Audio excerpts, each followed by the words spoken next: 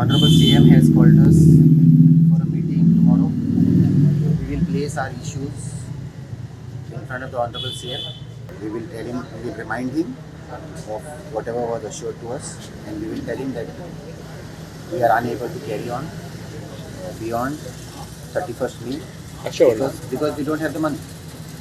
CMाक आम्ही सांगतले सगळे कितें आहा ते फॅक्ट्स एंड फिगर्स आमी फॉरवर्ड करतले बँक स्टेटमेंट घेवन वयतले ताका दाखयतले आमचे कडेन कितले पयशे उरला ते आनी next step I am sure that we have faith that because CM has given the money we'll make the orders also get it out to us. So we will tell this Honorable CM that we are unable to carry forward after 31st May because you have promised us a lot of things. You have promised us DSSY which we have not got. You have promised us some other grants which have not come. Last year's grants in certain departments, those are not sorted out, leave it. You have promised that money will be paid in advance, it is not happening.